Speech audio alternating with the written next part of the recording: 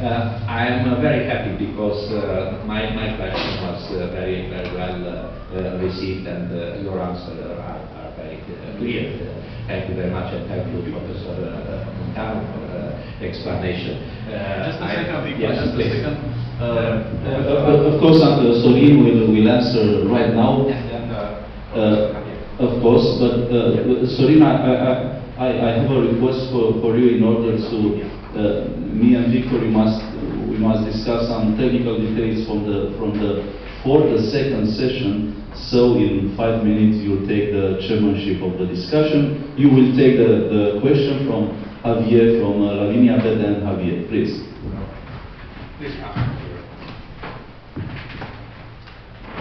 This doesn't mean that I'll keep the microphone to myself. I'll pass it on.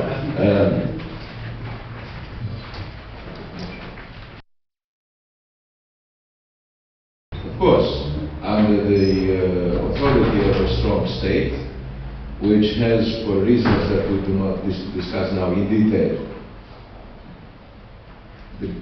the interest of keeping everybody under the lid, to pacify them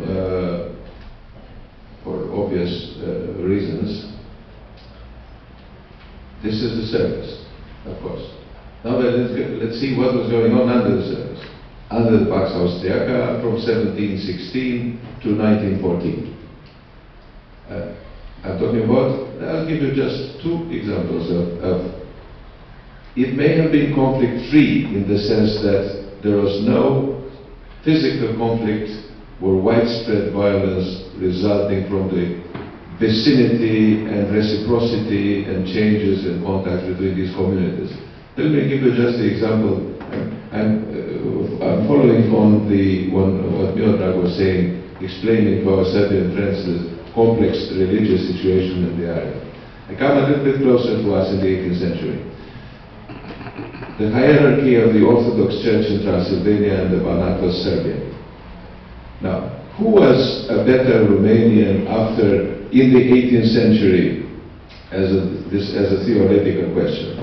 The Orthodox Christian who was living under the using Slavonic, Church Slavonic in the Serbia's understanding very little of it, and being under a Serbian authority, bishops and everything, and higher clergy, were these, and remaining as priests. And if I talk about the priest, this is even clearer, because the priest was, of course, a Serb.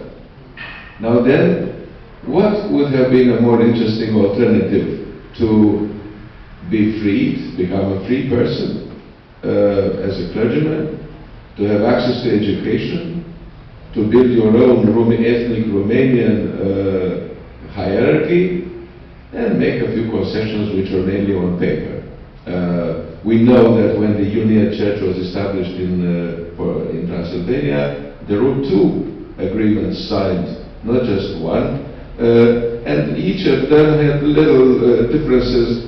One was meant to be shown to the emperor and everybody else in Vienna, and they liked it, and then the other one was for the Romanian clergymen to see it, and they liked it. And it was a very intelligent thing. So I'm talking about tensions that existed at all times between these communities, as long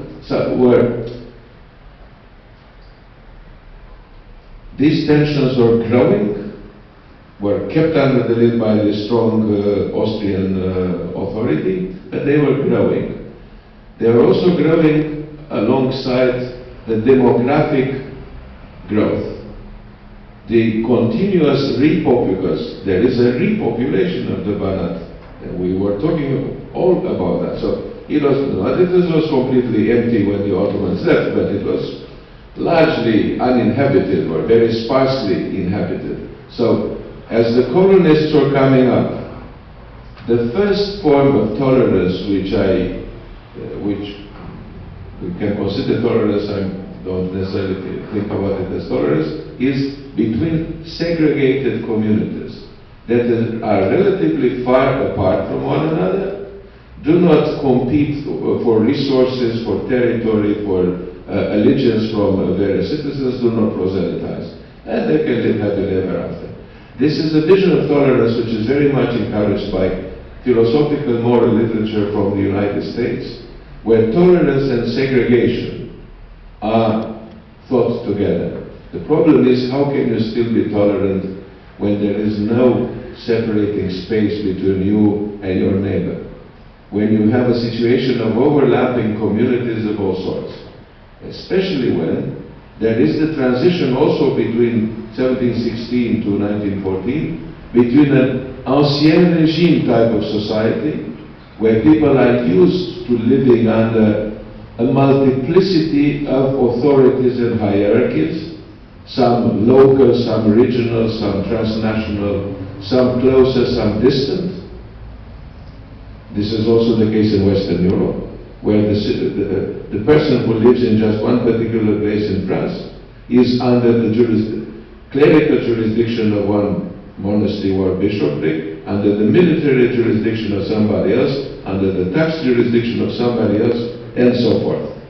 So the whole problem emerges when modernity, and early modernity, starts replacing this system of multiple allegiances that are not really overlapping. They might overlap, get into conflict from time to time, but they can very easily exist alongside or one on top of the other in a kind of palimpsest of regimes of power and authority. The problem is when this palimpsest is then synthesized as a homogeneous power structure, and this is the theme of modernity. From 1789 on, from the constitutional, let's say from the theological, political, now it's just, of course, it's an anti-theological in the case of France, but from the theological, political, to the institutional, and to all these levels, there is a system of bringing all forms of power and authority in just one homogeneous system. This is where the problem arises.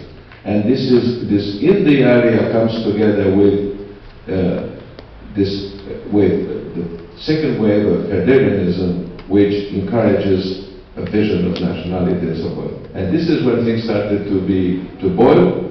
I mentioned the conflict between the Uniate Church, the Orthodox, within the same national community.